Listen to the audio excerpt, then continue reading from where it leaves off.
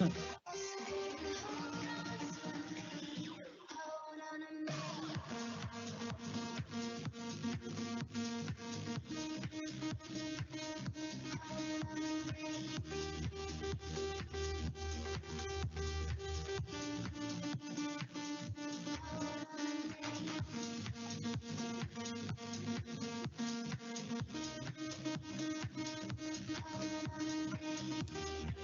to go?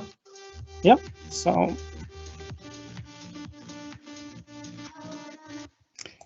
hello, everyone. Hello, and welcome to our first meetup of the year. So, first of all, special thanks to our sponsors, Cavis Cloud and Palo Alto Prisma Cloud Security Solution that provides cloud native security for cloud platforms like Azure and cloud native workloads. So, quick information for you that you're yet to join our meetup group and you're interested in participating in a community of others that are interested in Azure security. Go ahead and use the link that you can see on your screen right now and join the meetup. So that's where you get notified of future events that we're setting up. So to our agenda today, we have an amazing guest speaker. We have Maarten Goet. So Maarten, correct me, am I pronouncing your last name correctly? It's almost there. Goed. Almost there. I will be learning that from you today. It's one of the first things I'll probably be learning. Yeah. So for those that don't know Maarten, I'm not sure why you wouldn't know Maarten, but he's a Microsoft MVP. He's also a Microsoft Regional Director. So he's the founder of Expert Live and also the founder of the Dutch Microsoft Security User Group. So Maarten has a great blog called Maarten Goet, just his first name and his last name.org. So www.maartengoet.org. I'll encourage you to check it out. It has some amazing security related content there. And today's topic is adversary emulation with Azure Sentinel. And we will be seeing real world examples of doing adversary emulation and using those events to train Azure Sentinel. So I personally am looking forward to this. Also, if you have any questions for Maarten, we'll encourage you to ask them in the Q&A window on the side. And we'll have some time at the end for Maarten to answer those questions. So, but for now, I'll go ahead and hand over to you, Maarten, for the session. So over to you now. Thank you, David. Yes, so welcome everybody. Welcome to this presentation about adversary simulation with Azure Sentinel. And like David said, we're going to talk about how adversaries work and how you should view them in the context of Azure Sentinel. So please allow me to introduce myself. I'm Maarten Goet, a Microsoft MVP from the Netherlands. I've been an MVP since 2007 and a regional director since 2015. I'm also a pilot, so I joke around that I navigate the real clouds, having my private pilot's license, and I'm the founder of Experts Live, among other things. So welcome to the session.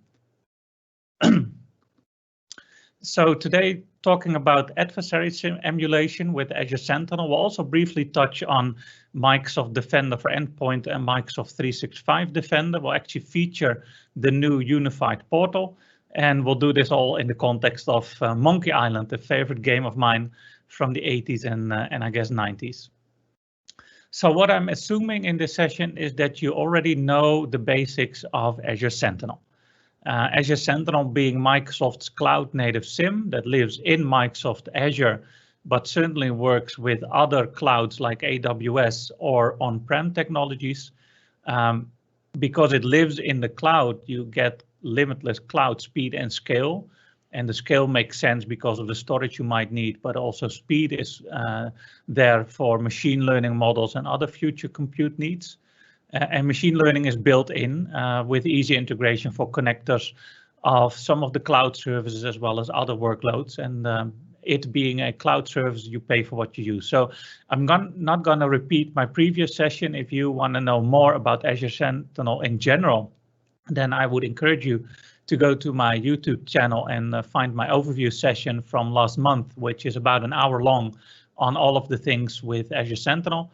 But today we'll really be focusing on adversary emulation. One of the key items in Azure Sentinel is investigation UI. We have a lot of data that we can work with, that we can alert on, that you can then use through things like Kusto, KQL language. But you probably want to use an investigation UI to really use your cognitive skills to understand how threats are evolving, what things are occurring, from which perspective, which endpoint, and so forth. And so in the course of this session, I'll show you with respect to adversaries how to work the investigation UI to really get a picture of what's happening, I guess, in your environment. Now let's define adversary. This is from the Merriam-Webster book. An adversary is defined as one that contends with, opposes, or resists, aka an enemy or opponent. And the same goes, of course, for the cyber world. Those are people, actor groups, nation states that have a certain incentive to attack you, your business, or your IP, and for their personal or country's benefit. So where do you start with all of this? Well, I would encourage you to have a look at MITRE. And MITRE is a non-profit organization. It's been around a while. You can find it on mitre.org. And what it essentially provides you, among other things, is an open library on attack groups, on attack methods, on the mitigations you could apply, and much more. A lot of tools, techniques, procedures, TTPs that they publish along with the community to give you a picture of all of the things and attack vectors that could potentially occur in your environment. And they've put that in a framework called attack. And attack is there for enterprise. There's an attack for IoT and OT worlds. There's attack for AWS or cloud, Azure.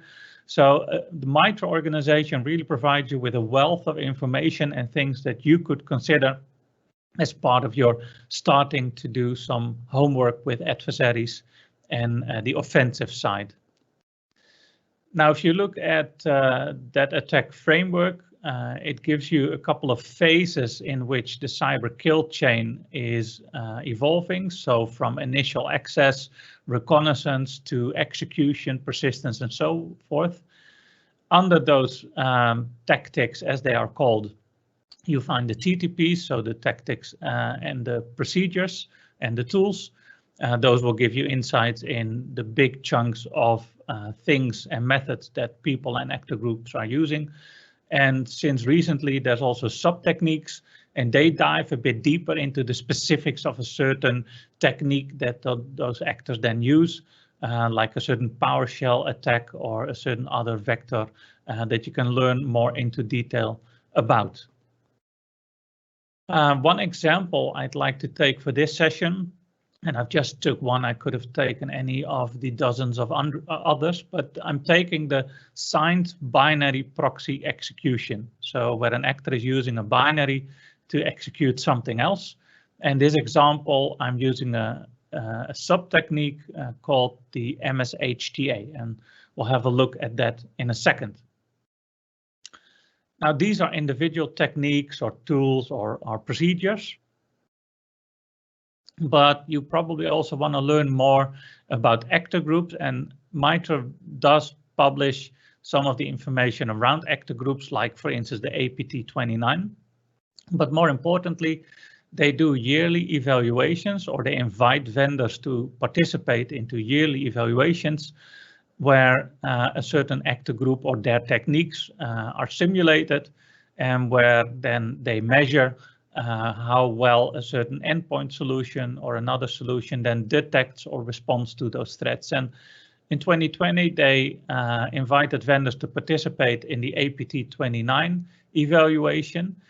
They provided with what of the TTPs they will be measuring, and then one of the vendors participating was Microsoft, and on their blog they wrote a detailed debrief on how Microsoft Defender, together with all of the other security technologies, then led to detecting those that APT29 group.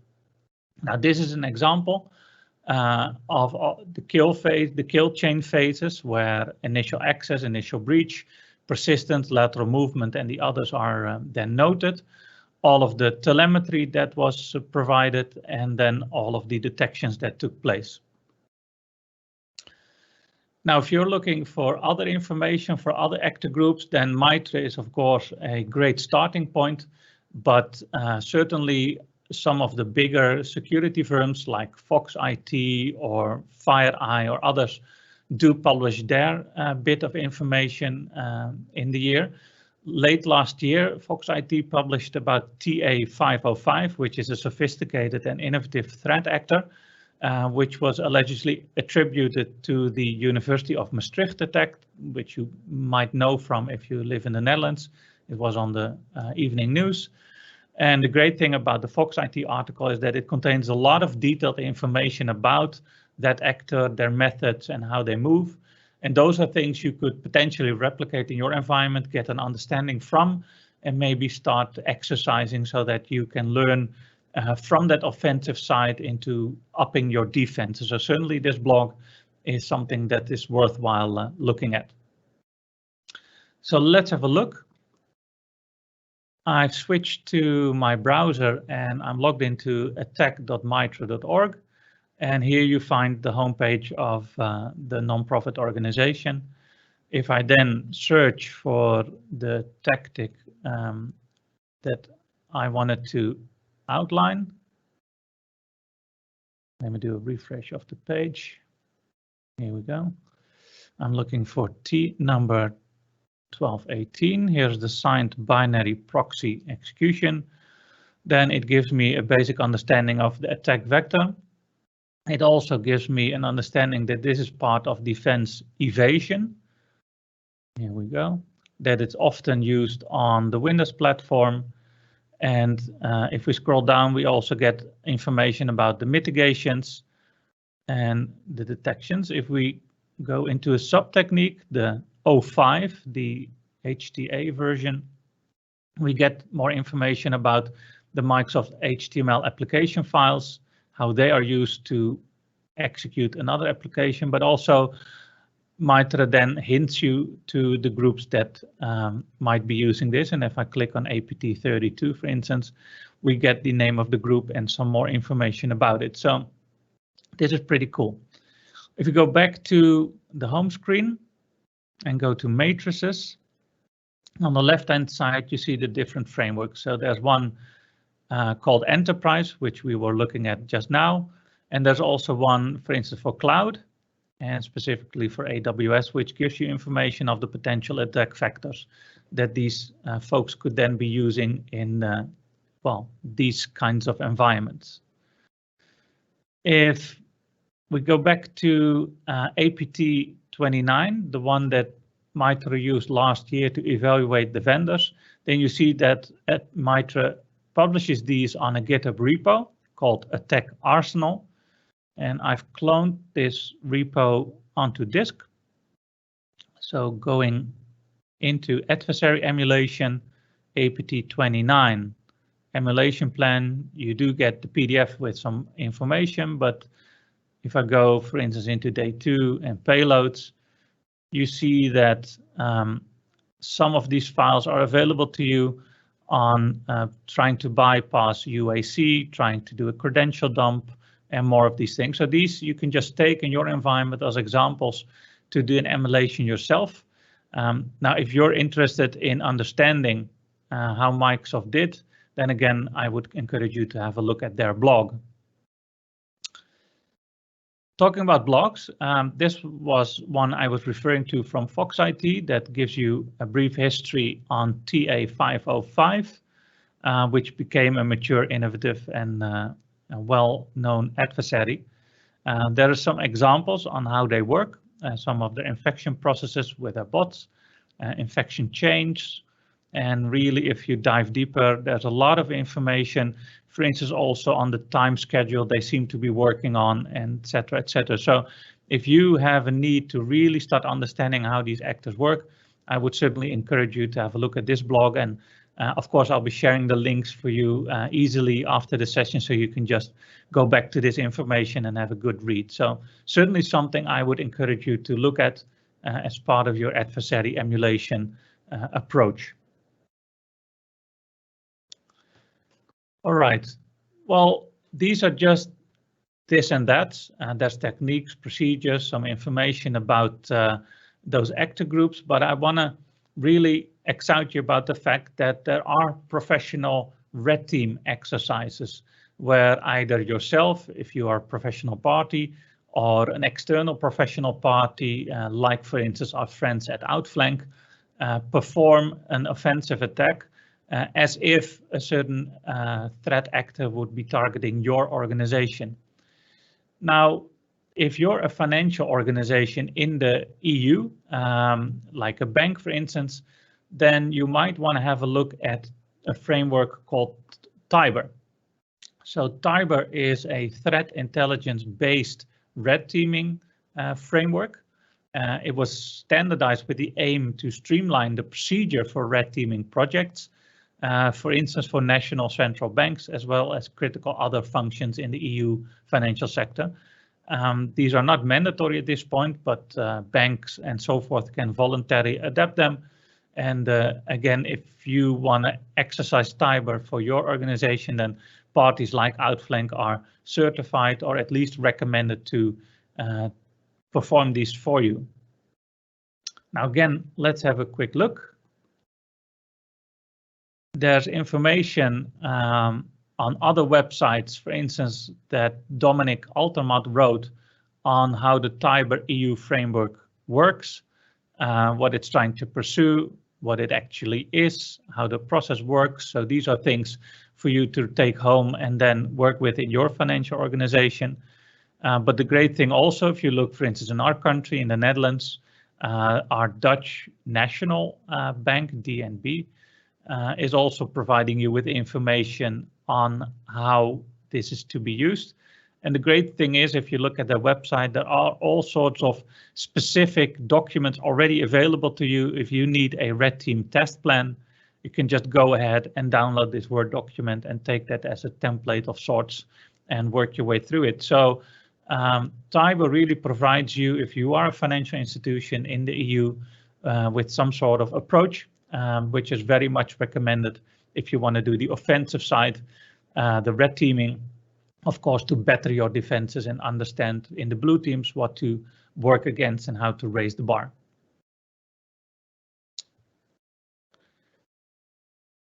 Now, I've talked about the fact that we'll be doing an adversary emulation, and then we'll be looking at Azure Sentinel on how it would detect. But certainly one of the things to look at is Microsoft Defender in conjunction together with Azure Sentinel. And the easiest way I normally explain this to people is that Microsoft Defender is very much centric around protection, trying to protect you against these threats, maybe block them when they occur or ahead of time through security measures. But if they occur and if something happens from either an outside or an inside threat, Microsoft Defender also provides you with incident response capabilities. And essentially, the suite of Microsoft Defender products then is an XDR suite, providing you with those focus areas. Now, Azure Sentinel is very much a SIEM. So it's trying to collect all of these signals, not per se the raw data, because we can work with the signals in an integrated fashion, but collecting them in a way to combine them into a use case, really trying to combine two or more signals into a high fidelity, true positive alert or incident, which you can then investigate as part of your detection and maybe follow up from a threat hunting perspective. So where Defender and XDR is much focused on protection incident response, it works really great together with Azure Sentinel as part of it being a SIEM targeted at collection and detecting and investigation. Now, this provides you with an integrated threat protection story. Microsoft Defender is composed of several pieces. There's an endpoint solution, there's an identity solution, and so forth, as well as there's an Azure Defender, part of Azure Security Center, where it can protect and detect on things like containers, IaaS workloads, SQL, and whatnot. So I encourage you to look at those and use the connectors in Azure Sentinel to combine all of these signals into high fidelity use cases. Now, why am I also mentioning Microsoft Defender? Because it also provides you with great insights on these adversaries. There's a section called Threat Analytics, and it provides you with a detailed and deep dive information about certain threat actors. And of course, the one that shook up the industry quite a bit late last year was Solorigate, the SolarWinds attack, which Microsoft then published a lot of information about, and they also did a follow-up just recently. And let's have a look in a live demo. What I'll do is I'll log into security.microsoft.com. And this is, I guess, the first time we'll be showing the unified portal. This is now on the left-hand side, combining information from endpoints, from email and collaboration, together with other sources, but it's also providing you, like I said, with the threat analytics, which is an exciting piece to me. It's really detailed and spot on. Of course, you can search for certain attacks. Maybe if you're interested about PowerShell Empire or other frameworks. But let's say we want to understand this SolarWinds attack that was in the news quite a bit. Then we get overview information, but diving into the analyst report then gives us information about all of, again, the steps that the attackers were taking, all the way down to hashes and whatnot. So a lot of detailed information for you to understand this SolarWinds actor, but also if it is occurring in your environment. If you've rolled out Defender for Endpoint and it's watching your endpoints, then you also get information about impacted assets and the incidents occurring, or maybe things happening through some of the other solutions within Microsoft Defender. And like we just said, there's also a follow-up document, the missing link, which was published, I guess, 2 weeks ago. Going to analyst report, we get even more information about how the C2 channel was working and deep information about all of the files and communication occurring. So this is really, really neat. And again, if you're interested in adversaries in general and information, maybe so that you can start building an emulation plan for your environment, then the threat analytics in Microsoft Defender are really, really good. Okay, so Microsoft 365 Defender, the new name for the suite of products. There's Microsoft Defender for Identity, for endpoints, there's Cloud Apps, and of course for Office 365, which were all formerly called ATP. Now, a typical attack story is this, and this is, I guess, why Microsoft 365 Defender is important. Is often you see a lot of the attacks happening and starting with phishing, spear phishing, an email with perhaps a link, providing you with as much information that users start clicking. We see that around 6 out of 10 attacks starts with phishing, so this is still important. Perhaps if your endpoint is not secured well enough, like the University of Maastricht, things happen on the endpoint, maybe a Meterpreter attack or a Cobalt Strike beacon that gets placed and planted. Often you then see some lateral movement and or credentials that get stolen. And based on those credentials, of course, they can start moving further, maybe perform a privilege escalation on other devices, and really then start moving laterally or into the cloud, for instance, what we also saw with SolarWinds, and then accessing information there based on the credentials and information they've then got, and of course inching closer to their core target of stealing some of your information or breaching some of your facilities. Now this all gets combined in, like we just saw, the new portal. The great thing is with the new Microsoft 365 Defender, the portal, is that these incidents and alerts happening are then also mapped back into the MITRE attacked framework. So the one we saw in the beginning with all of the tactics, tools and procedures, once alerts start happening, Microsoft Defender starts mapping them into the right categories, and you do get an overview, as you can see here on the left top, with a high impact environment. And we also see the devices that are impacted, users, mailboxes, the entities, and you can click further from here. Now, one of the things that I'm quite excited about that learns you quite a bit about how attacks work is the simulation that Microsoft provides you as part of Microsoft 365 Defender. If you go to the overview page, there's a simulation script you can run on an endpoint. It's non-intrusive, it won't like kill things on your endpoint, but it does give you information on how certain code would execute.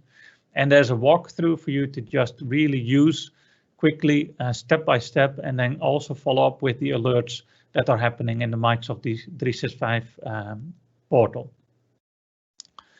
Now, if you don't have any experience yet on tools like, for instance, CyberChef or other tools that you can use to follow an attack as it's happening and maybe often deobfuscate or unencrypt certain parts of the attack, then I've written a blog on www.maartengoet.org, where I'm taking this example, the simulation script from Microsoft Defender, and following it step by step on how to decompile the attack. And the interesting part is you end up with something called My Hovercraft is Full of Eels, of course, which is a reference from Monty Python. But I would be excited to see how far you get. So let me go to my blog. Here we go. It's on Medium. And among other things, there's Going Down the Rabbit Hole, is it called? And scrolling down, we talk a bit about the simulation I just referenced. And then we start decompiling how the code works.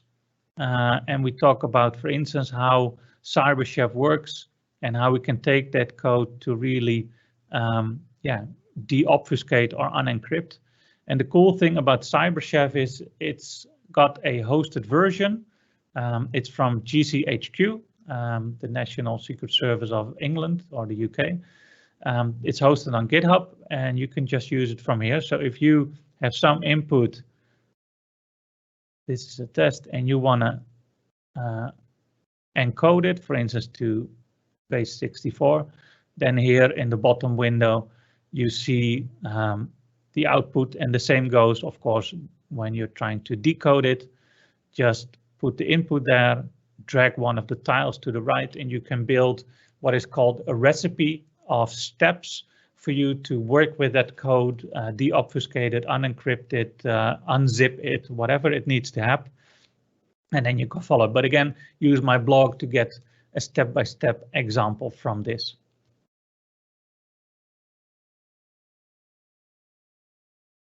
Okay, now we've talked about MITRE, we've talked about TTP, specifically 12.18, and I've just picked a random one, so don't worry about this one. But that was the one that uses the Microsoft HTML applications, MSHTA, to execute something else, so essentially a binary proxy. Now, if you want to execute that in your environment as part of an adversary emulation plan, then I would encourage you to have a look at a project called Red Canary. Red Canary is our small and highly portable detection tests, which are based on MITRE's attack framework. So you can go to this URL that I've noted on this screen. Take, for instance, the T1218, and then you get specific code already written for you to run on, let's say, a Windows host to test. And then, of course, you can use your EDR software or your SIM, like Defender or Azure Sentinel, to see if it triggered. So you run the red test and then verify if the blue detection worked, essentially doing some purple teaming there and learning from each other. Now, copying these items to a Windows host and then executing them manually might be cumbersome. So another great project is called Invoke Atomic Test. Invoke such a test. And you can just give the parameter of T1218 and it would execute, it would copy the files, download it, execute it, and then give you a response whether it executed correctly or not. And I would say that's a great way to get started. Pick a certain technique, execute the test and start tracking it, because you need to understand, of course, did it trigger? Did we see it? Did we get the right information? Were we able to assess whether or not it was a true positive and follow up with it? But also have some sort of spreadsheet, of course, to start tracking it so that you know which coverage you have. The one that you got the red tests for, but also the one that you got blue detections for, and then coloring those check marks purple. So this is something you could do. The question we get a lot is, how do I track those efforts? And funny enough, a lot of these tools don't have a proper tracking method, is what I found. So my great friends Ruben and Marcus have you covered. They've released an open project called Detect, again aligning with the MITRE ATT&CK framework, and aligning with something that's called the Attack Navigator. And they've published it on this GitHub repo here on the screen, and you can use that to start tracking it. Now, one question you might have is, okay, but so should I only do the advanced ones because I want to know if somebody can do something really fancy? Well, I would say start with the basics. If you look at the blog that Red Canary just published, where they look back on 2020 and published their threat detection report, you see that the basics are still important. Scheduled task and PowerShell are among the still most prevalent threats observed last year.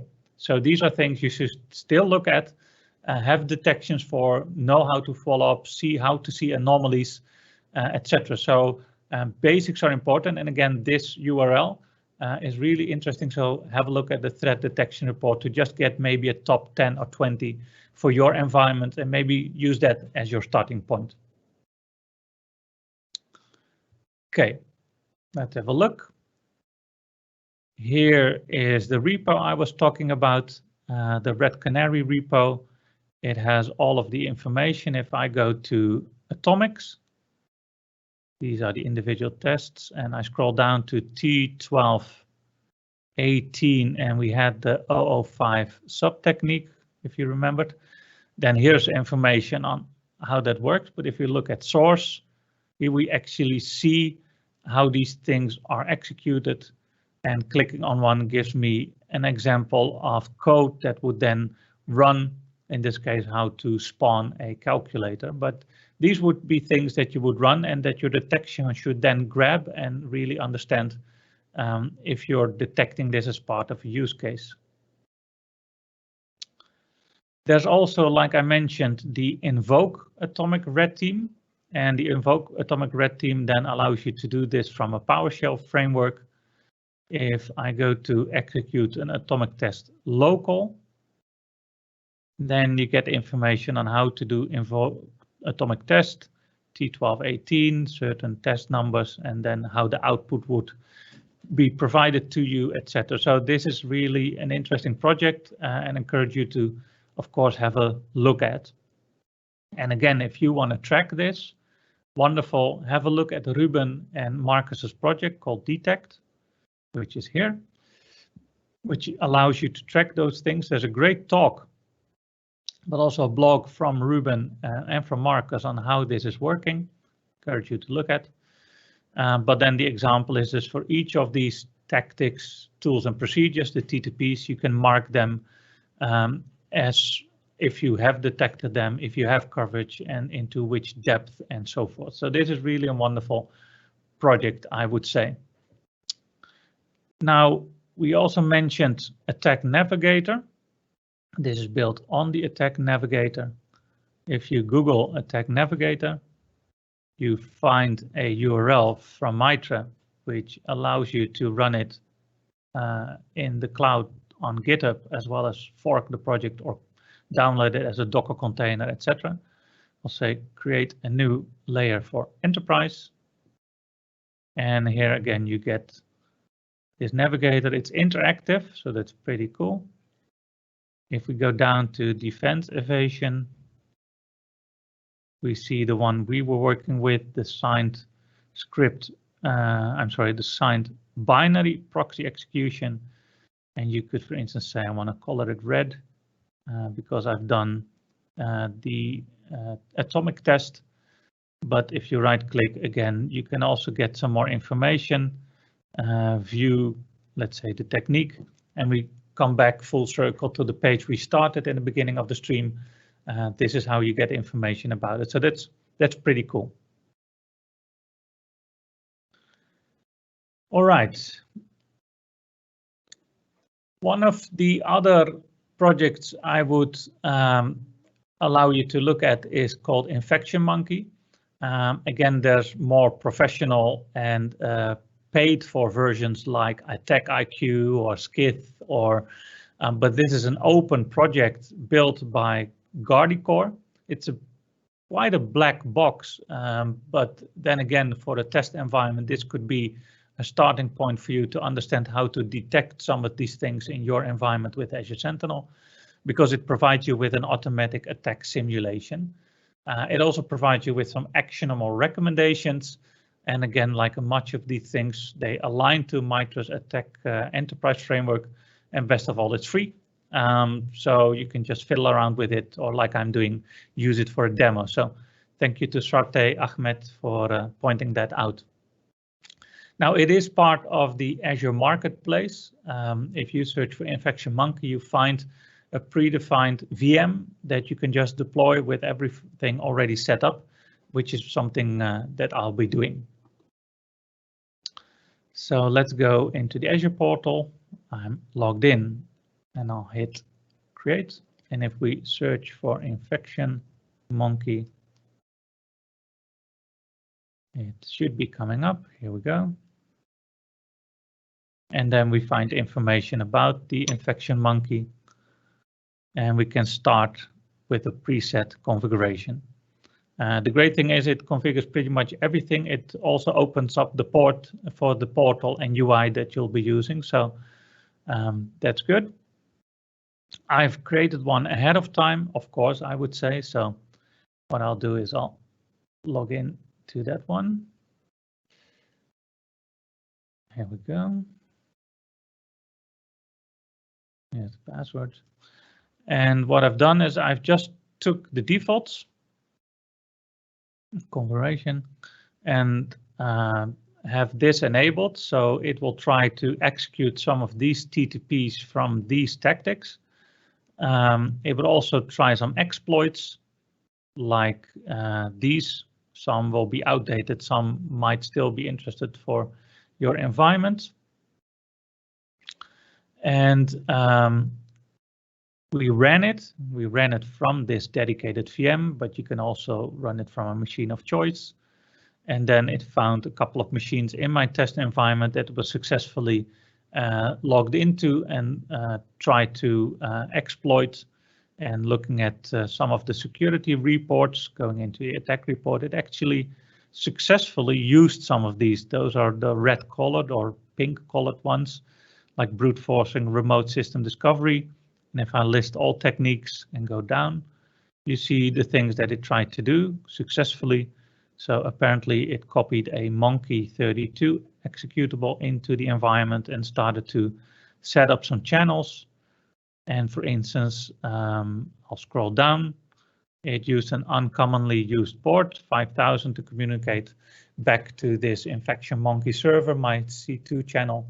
So these are things you then might want to look into whether or not you have detections for. So going back to my environment, the Azure Sentinel instance in my environment, we do see information flowing in. And if I go to incidents, and I've prepared this over the past 3 days, I'll set my filter a bit back. For the past 3 days, we see incidents occurring. And I'm actually using Defender on those 3 machines as endpoint detection. And these are a couple of the things that it grabbed. So for instance, let's take this example, which tells us there's an unusual number of failed sign-in attempts on a certain server. It also tells us, if I zoom a bit in for y'all and move myself out of the view, you see that this is mapped to the initial access, again, to the Mitra tactic framework. So we'll hit investigate. Here we go. It's opening up. There we come with the investigation UI, and zooming a bit in, we find certain entities that are involved, a certain IP address, a certain username and whatnot. And if we click on entities, here we go, we see the entities involved. Oops, sorry. The IP address, the VM name, the fact that it came in apparently through SSH, and so forth. And then if I click on timeline, here we go, I do get information about the fact that there's two times where it found an unusual number of failed logins, about 8 minutes after each other. Now, if I right click this guy, this IP address, here we go, and I say related alerts, I actually zoom in. Let me zoom out on the IP address, and it does give me another alert or incident telling me that there was a successful SSH brute force attack. And clicking on this one, and we click on info, we do see a successful SSH brute force attack from this IP address. If we scroll a bit down, we also see that it succeeded, and we get information of which account it succeeded with, etc., etc. So these are things that really help you to understand what's happening. Going back to the incidents, let's take, for instance, 71, because Defender told me there's a malware incident on an endpoint. Again, hit investigate. Move this a bit to the side. And we'll start off with entities again. We see here's monkey32.exe, the rogue executable that it was trying to place, and some of the other information. If we take monkey32 and say, again here, let me show the related alerts to this bit of software, we do get a number of them. And interesting, if I go back to timeline, it starts to build up a timeline for me when it blocked the malware, when some anti-malware action failed, another piece of malware was blocked, etc. So these are interesting things. If I say this one was prevented and I click info, again, I get more information on what's happening. But also the interesting part is if I take the URL that is provided, I go back into Microsoft Defender, and it gives me more information about the malware. I can see it in a timeline. If I click here on top, see in timeline, we get all of the events happening on that endpoint at that point in time. Here's the timeline one, where it remediated information about monkey32. And clicking on monkey32, I get the hashes, but I can also, for instance, click into virustotal.com, get information about who's finding it and blocking it, but also community information. And then we find, oh, this is just a piece of testing software, nothing to worry about.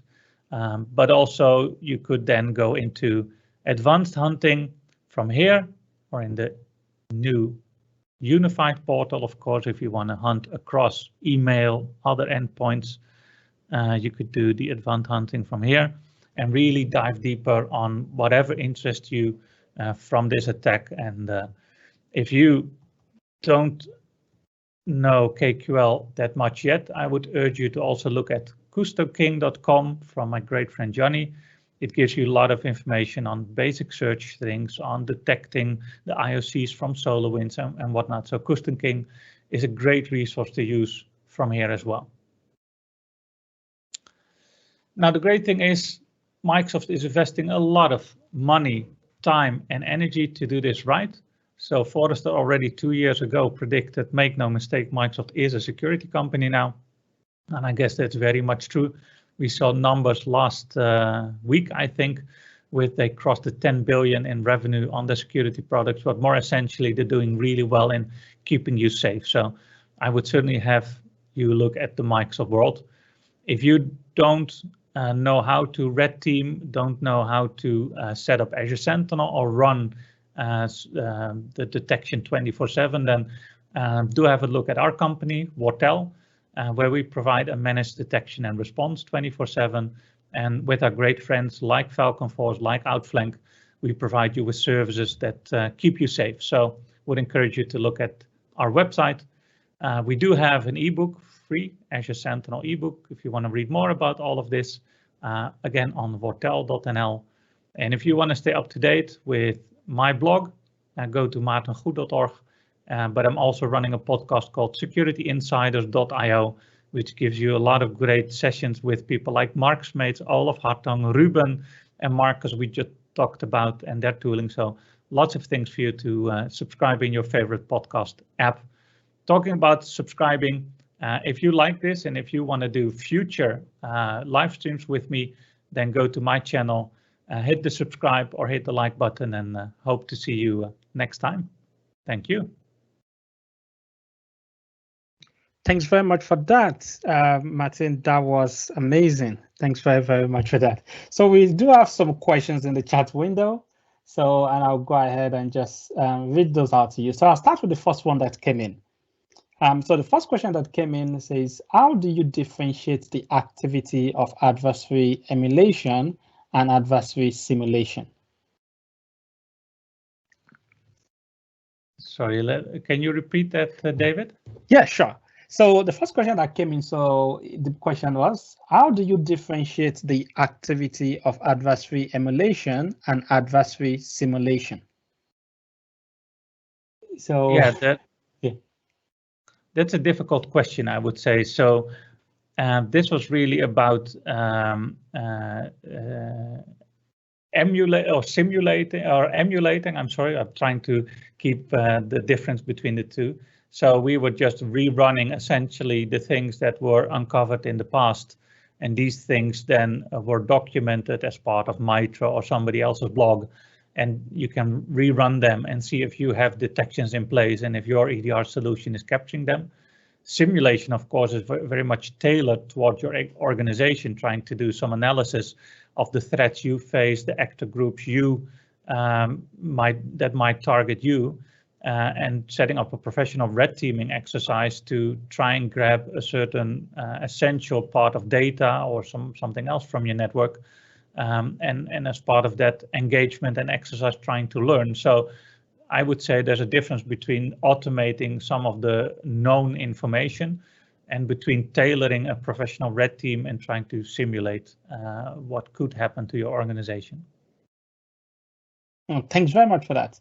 So the next question I'm trying to understand myself. So the next question, I'm not sure if you can see this in the chat window. So it's from Digit Octavianto. So apologies if I'm pronouncing your name incorrectly. I already messed up Martin's last name. So it wasn't anything like I was pronouncing it. And I'm usually the one that people pronounce my last name incorrectly, but that's fine.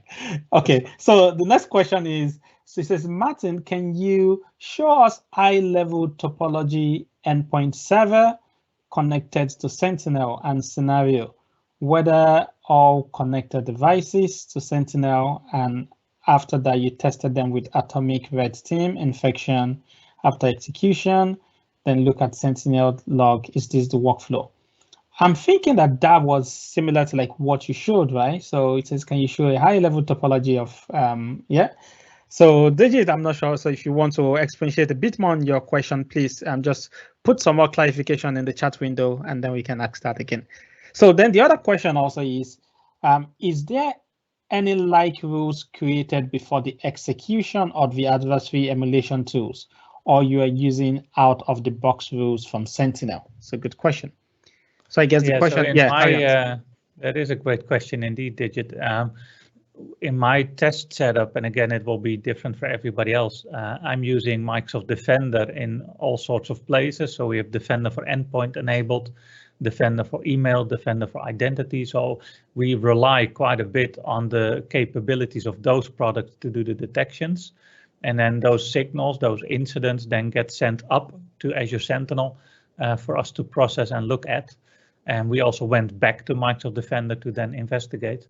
If you are running other EDR solutions, you could hook up those and rely on those. But we also see organizations that work with tools like Sysmon and work with certain configuration profiles for Sysmon, where then they can actually send up the information from Sysmon to Azure Sentinel and build some of these use cases by hand. Now, because we are using Microsoft Defender and it already captures a lot of raw data from our endpoints, there's also the opportunity to extend Microsoft Defender with our own custom use cases and build alert rules for those based on the data that's in the KQL language. But in my demo and in my test, I was relying on the Microsoft Defender EDR rules, EDR captures. Nice. Thanks very much for that. And there's another question that came in. Says, why would I still use Sentinel versus security.microsoft.com? Yeah, well, that was halfway in my session. I was trying to provide you with information on that. Is where a SIM and Azure Sentinel as a SIM is really about collecting, investigating, and building a use case. Is that Defender, which is essentially security.microsoft.com, is the software that runs on your endpoint, for instance, that blocks threats, that protects you, that sets ASR rules, that does antivirus, all sorts of stuff, that keeps you safe at night, and that you can hook up into Azure Sentinel. So it's really a story about better together. If you just have a SIM, you might still find your event logs, but the threat might have already occurred and you might be a bit late. If you have Defender enabled, you might hope that Defender will start blocking things that are rogue and inappropriate. Yeah, thanks very much for that. That was very, very good. And the other question that came in, I guess they are sort of like looking for your trade secret at Water. So but I'll read out the question and then you decide how you want to answer it. So so Christian says, oh, let me see. So it was moved over. So Christian says, you make it look easy when you investigate, but the fact is when doing IR, it can be quite hard to find the right information. Do you have customized Jupyter notebooks or playbooks that you use at Water that makes reports and more that makes it easier to get an overview?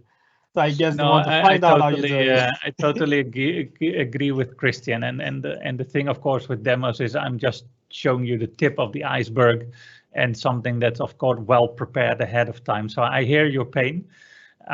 If you're doing investigations, we typically see a combination of the investigation UI, KQL, some of the surrounding products that you dive into. But once we do find a true positive, you get into advanced hunting, the tier 2, tier 3 work.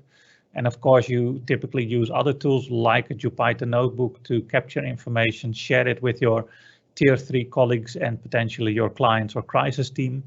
And yes, we do have our notebooks, but I guess we have the same struggle that advanced hunting is quite specific and of need of better processes, better tooling, but we do have some good playbooks and notebooks that we use as part of our own security operations center. Yep. And so I'll just read 2 more questions. I think that's it, because otherwise the questions keep rolling in. So the session was very engaging. So thanks very much again. So I'll read 2 more questions and then we'll have to stop there.